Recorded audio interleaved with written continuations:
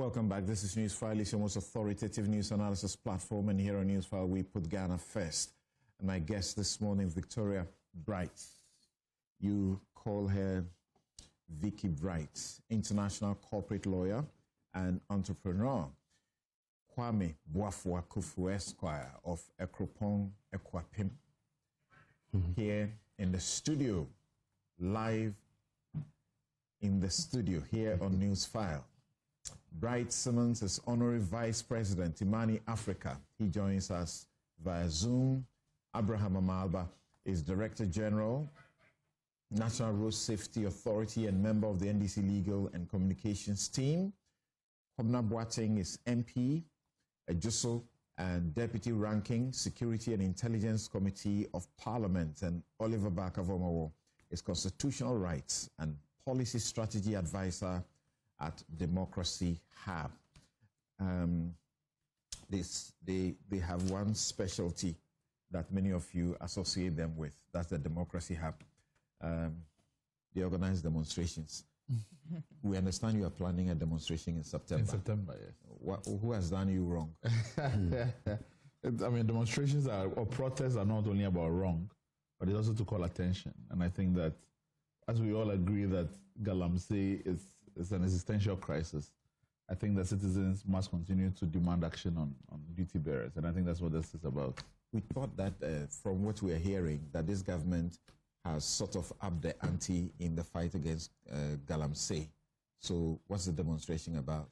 Well, you have been quiet for too long. You want to say. There's no question that there's a change of tone, at least in terms of what the government is reporting.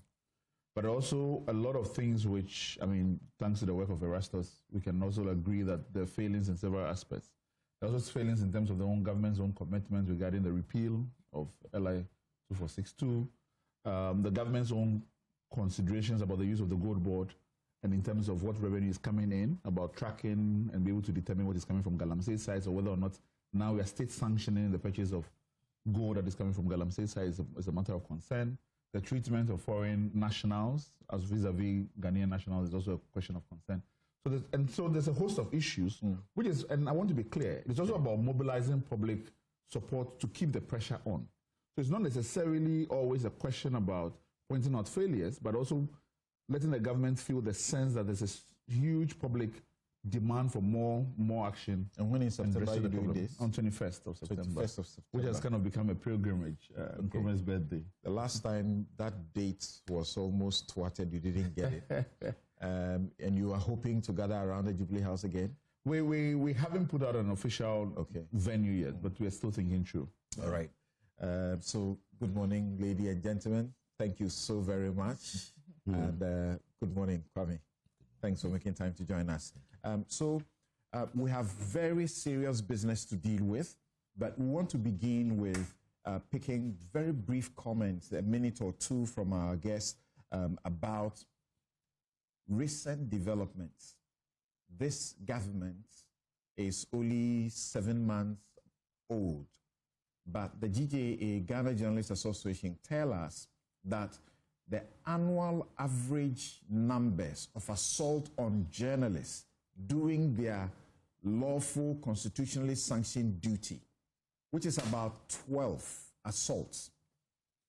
This year, we've already exceeded that number.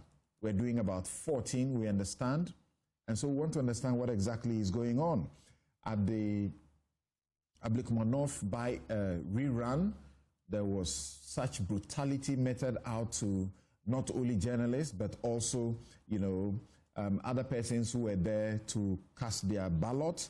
And Akwatia is in sight, and there are fears that things may get worse. But Carlos Kaloni, Joy News reporter, was at one of McDonald's warehouses where there was a demolishing exercise. All he was there to do was to cover the demolishing exercise. He was interviewing an eyewitness of the demolishing exercise a day before he went there. And soldiers pounced on the eyewitness, whipped the eyewitness, they beat him, they assaulted him, and also assaulted Carlos Kaloni. So what exactly is going on? The GJA has spoken. Media Foundation for West Africa have also spoken. The president has spoken. Let's hear them briefly, and I'll hear my guests quickly before we go to Unibank and OSP chasing SML disguised at the airport, as well as whether or not the Chief Justice's hopes of an intervention from the court have been dashed. We demand that the Ghana Police Service and the National Security provides a public explanation for the arrest and detention of Carlos Kaloni and his cameraman. Additionally, we request the immediate release of any findings or internal reviews conducted regarding the uniform officers involved. If the Ghana Police Service fails to act decisively within the next 7 days, as already stated, the GJA, in consultation with key stakeholders, will announce a nationwide media blackout of all police activities. We will instruct our members to withhold coverage of police events, refuse participation in police press briefings, and suspend all forms of editorial engagement involving the police.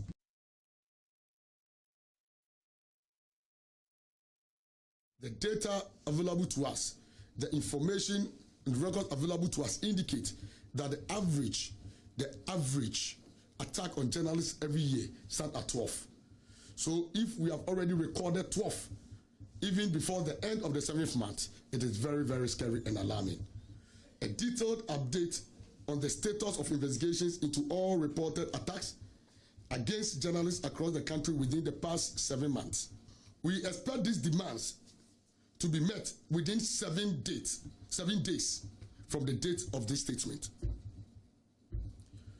And I want to reiterate, I want to take this again. We expect these demands to be met within 7 days from the date of this statement. It really is very heart-wrenching to see these things happen. And it's just because this impunity goes unpunished. You know, we have several examples of these things that happen. And then the last one that happened just before this, what happened at Ablekuma North? What has happened to that policeman? We are told of interdiction, and it's all clouded in secrecy, and nothing happens. That there's the situation of even your colleague who was beaten up by the police at the police headquarters. What happened to that? You know, the police told us that, you know, there's no CCTV footage of that. So it is important that in this one and in the rest of them, we demand transparency from the authorities in terms of the way the punishments are done. And so the military, yes, it's good that the statement has been issued, but what happens after today, we need to be kept, you know, in the know. And we should get to the point where, you know, just as we did in other cases, especially multimedia, where you took civil action, some action has to be taken. There are some of the cases currently, like Latif's case, there's one of the Pius's case who was also beating up during one of these elections. We need to be taking these cases. If it won't be handled in Ghana, we should be going to the ECOWAS Human Rights Court. I think that what happened yesterday is completely untenable. It's a deeply embarrassing one to see men in uniform, our military men, behave the way they did yesterday. And I think that we are also witnessing a very, very worrying pattern of some of these actions in the name of national security operations. I think over time we are hearing national security matters on issues that are just completely embarrassing. And the earlier these things are stopped, the better. I have to condemn in the strongest terms the recent incident involving the manhandling of some journalists by our security personnel. Such conduct is unacceptable and will not be tolerated. I've instructed that the incident be thoroughly investigated and that the officers involved be sanctioned accordingly. As a card-bearing member of the Ghana Journalists Association, I will not preside over a government that abuses or intimidates journalists in the lawful exercise of their duty. A free and responsible press is indispensable to our democracy, and we must all work to protect the media. I'll soon convene a meeting between the heads of the security services and the leadership of the GJA to plan a program to orient our troops to recognize the media not as enemies but as partners in development.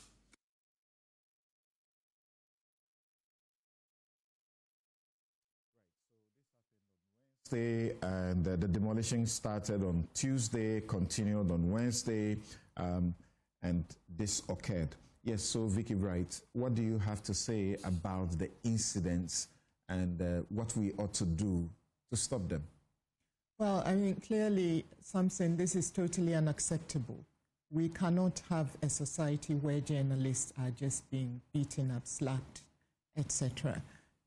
We saw what happened in Ablikuma North with the multimedia journalist, the young lady, and she was, slapped and manhandled by the GH1 police journalist who also got a hefty or the GH, slap. Exactly. Right. So we have but the police officer in that event was interdicted. Right. So we need to follow that through. I mean, he's been interdicted, and so we need to know what we need. We've been told what's happening. We need to know when the conclusion comes and what that conclusion is, because it's only at that point that it will act as a deterrent. We can't have policemen beating people, slapping people, and the military now wading in and also beating people up. What were these journalists doing? And let's be clear. I mean, journalism, the job that journalists do is a fundamental pillar of our democracy. And it's necessary. If we're going to call ourselves a responsible democracy and we're going to be respected as such and, take all the boxes in the international indices, this is a very significant part of that. So it's not something that we can toy with or pretend we are doing. And I'm so happy that the president came out and condemned it in no uncertain terms. A lot of these security forces hide under the banner national security. And I think it's being abused. That whole notion and concept of national security is now being stretched to a point where, it's becoming an avenue for abuse, for people to just do what they want to do. And we need to feel safe and secure, not just journalists, but all of us as Ghanaian citizens. The police are there to protect and serve us, as are the military. So when we get to a point where we are now afraid of them, then something has seriously gone wrong fundamentally with our society. I mean, it's just a couple of minutes comment, so I'll park it here. But it's totally unacceptable, and the perpetrators should be dealt with in the strongest form. We have now come to a point where examples must be set to act as a serious deterrent going forward. Kwame Boafokufu, the military says that they're going to conduct investigations into this, and then we'll hear from them. I'd like to take the matter past the issue of journalists. I think that journalists cannot be safe in this republic unless law and order in the republic is maintained for each and every member of the society. We have come to the point where people now take the law into their hands for the resolution of every simple dispute. For example, when there's an accident on the road, people no longer wait for the police. People will attack the driver. Most of these accidents between cars and motor riders, for example, result in grave collateral damage subsequently. As a society, I think we're beginning to lose the plot to the protection of the citizens. And it is that sore which is now festering into other sectors. This issue of attacks on journalists, to come to the substantive issue, is very dangerous for our democracy, because we are now headed in a place where persons who will broadcast and throw a light on persons who are to be accountable to us are now being suppressed by fear and threat, and in fact, implementation of assault. I think it's painfully unfortunate, and the call by the president, while it's a good call, must be seen through. My learned friend on the other side spoke about the fact that the president has spoken, but what is next? We all await what is next, because unless implementation and examples are set, people will not change, and this assault behavior will continue. It weakens the state and the image of the Republic in the eyes of our neighbors, and we should do better. But we should not forget, law and order is not just for the benefit of the journalists, it's for everybody, from Accra to Gambaga, from Kita to Sishuyoso. It's important. What's your answer when you hear suggestions that the journalists and the eyewitness may have done wrong because this place had become sort of a security zone, they were doing an operation there, so you shouldn't have been there in the first place? Trespassing has its remedies either in the criminal domain or in the civil domain. It has never been the Republic's law that a person who is trespassing and when detained has to be assaulted by men in uniform. We've not gotten there. If it becomes an entrenched position, then we are in trouble. But that has never been the law. Okay. Abraham. Yeah. The military in this matter has not covered itself in glory. I saw the beating and I was shocked to my bone marrow because I thought that the police should have been the one supervising this work and not the military. And I'm happy that the president has, in his own words, ordered the military to investigate the matter. And I'm told, and I can inform you, that the military men are in guard room now and investigations are going on. But the larger picture is that... That is to say they have been interdicted? Because I'm told that the army don't have interdiction. What they have is to put you in the guard room. Yeah. So that's what I'm told. That's synonymous to interdiction, so to speak. That's why I was so careful not to use the word interdiction. Okay. So, but the larger picture is that we need to look at the curriculum of the training schools of these state institutions. Do they have subjects such as democracy, good governance, and media law? Are they taught? I'm asking questions. Because they are operating in a democratic setting, and you need to train them to be, amenable to the democratic principles. They definitely thought about democracy. Okay. They have it. Okay. So you need to ensure that these security agencies comply with the democratic setting that we have. If you have curriculum that is old-fashioned, when they were a force, that's the police I'm talking about, or when they were in the colonial era, then you will see some of this. But I think that moving forward, this should be the end. We should need to draw a line. There are remedies. If you have unruly journalists or unprofessional journalism, there are remedies to it. You don't whip people. You don't take cane to whip people as if they are animals. I think that should be said. Honorable, once again, and we are having this discussion, and we're saying the military, the security. Often, they have been guilty, supposed to provide protection, and they end up being the ones who are perpetrating the violence. But is it not also the case that it is perhaps the few errant ones amongst them that are doing this? But when we're discussing it, we paint all of them with the same brush. Yes, I agree with you, but it's still a concern. Whether you have a few, section of the security agencies, perpetrating what would not be in the tenets of their job, the effect is still the same, especially when it comes to journalists. It is one very sensitive item when it comes to even international ratings as to the maturity of our democracy. Anybody observing, internationally and sees that journalists are being beaten in a jurisdiction, and obviously what it means is that you are not serious with your democracy. And that is why we should begin to see it as a very serious matter.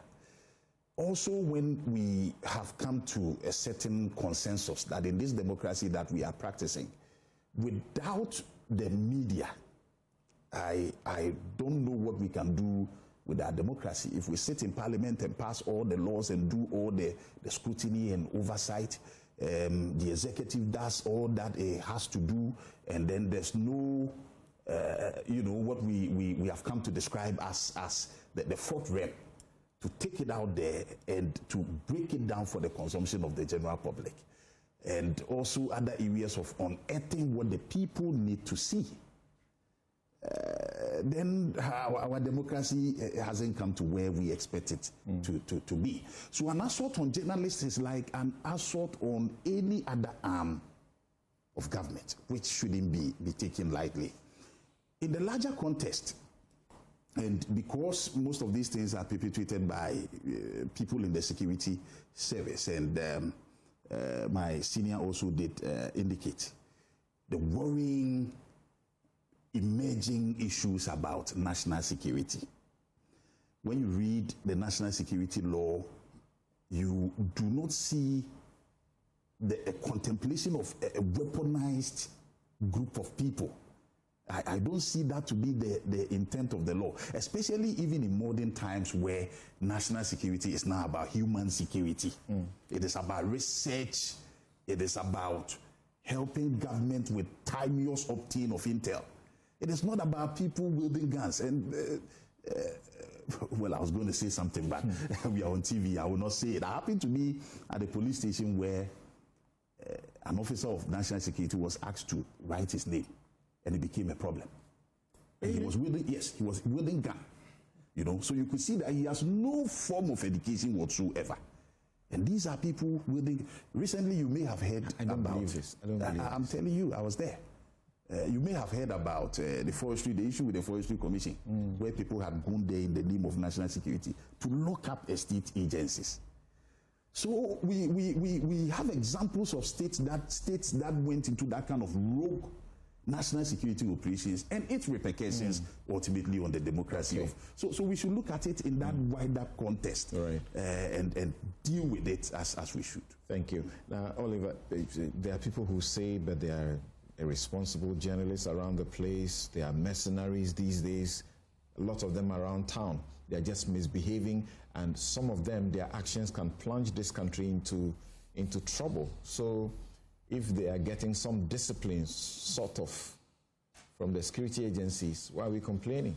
I think that discipline is healthy for every democracy. The question is whether or not it's the kind of discipline that a democracy contemplates. It's never been within the contemplation of our democracy and the things that we say we abide by for gun-carrying individuals to descend onto the streets and attack whoever they think is indisciplined. It is not a great show of discipline on yourself, even, you know.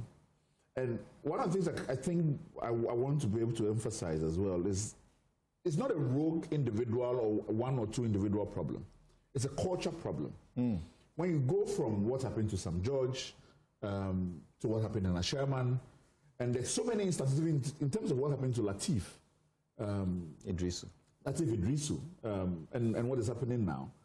They are not even worried where there are cameras there. Like, they conduct these things open on camera, tells you that there's absolutely zero repercussions within the institutions themselves as to how to be able to reform conduct. In fact, when it happens so many times, I am yet to see instances where people have said that, you know, the institution took this up and that conduct was reformed or these people were punished in a particular way. It doesn't happen. They close ranks and protect each other. And you have to try to find, you know, justice in the courts, and even that takes forever. So how to be able to ensure that people are disciplined in terms of those who are within our security services, it's a matter that requires reflection beyond, you know, there's conversations about creating an independent commission that looks at violations because they themselves are not interested in how they go about it. We hear interdictions all the time. I know of interdictions where once it's announced in the media, a couple of days later, the people are allowed and brought back to work. Right. So I think we have to deal with it as a culture problem within the institutions themselves and take it from there. All right. Thank you. Bright, are you with us? Yes. Can you hear me, Samson? Yes, Bright. Very quickly, then we go on to the Unibank's subject matter. Yes, I think after the condemnations, all your guests have been uniform in dishing them out, and I'm not going to pardon them. But there are two very important dimensions that I think probably is noteworthy.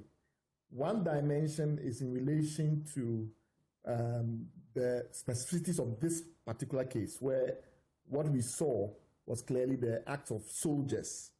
And I think we have to, as a country, decide whether or not the use of soldiers for activities that typically the civilian law enforcement agencies and the police are best suited for is still right. And if it's indeed right that we need soldiers for whatever reason, and this must be a matter addressed by policy as to why in certain instances you need soldiers as opposed to using the police, then we have to confront what has become an unspoken culture in this country, unspoken principle in this country, that we don't prosecute soldiers in civilian courts. If you've noticed, in many instances where soldiers have been identified as committing some of these atrocities, it's been really difficult for the high command to pass them on to the civilian courts for prosecution. Even though, if you look at Armed Forces Act very carefully, it's not defined in such a manner as to override the general criminal law. So we had a situation where people had to go to the ECOWAS court, because even after Shraj had made certain recommendations, it wasn't pursued. I'm talking of the Stella Kubaji matter. The matter went to the ECOWAS court. The ECOWAS court made a pronouncement as far back as last year, March, if my dates are correct. And up to now, the Ghanaian authorities have not enforced the judgment. So those soldiers have not been prosecuted. This was a case where a woman and 4 minors were brutalized.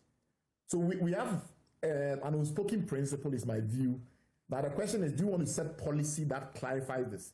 Even when we have military justice, being kicked into effect, we don't really hear whether or not they went through court martial or what exactly happened. So this is a matter that I think we all, as elites in this country, as people that are committed to public affairs, as people that are observants, have to decide, are we going to pursue this or not? Because we keep talking about it, but there's very little done to actually push justice. And the last point I will make is that beyond physical attacks, we're also seeing the use of intimidation in other forms, use of frivolous lawsuits, which has made it very difficult for journalists to do their job in this country, and withdrawal of advertising. So many of these abuses also affect the ability of journalists to do their job. So I think the GJA should move beyond just talking about physical assaults to all the factors that are constraining journalistic practice in Ghana. All right. Thank you very much. A good friend of mine, Dennis Ejejumo, says that he's seen that many times I take suits against the institutions for human rights violations against journalists, but he believes that we should begin to do it a different way. Sue the individual officers, identify them and sue them so that they are held personally liable as well. Maybe when we begin it that way, we will also begin to see a lot more accountability. Right. Thank you very much for your comments on this subject this morning. Now let's go to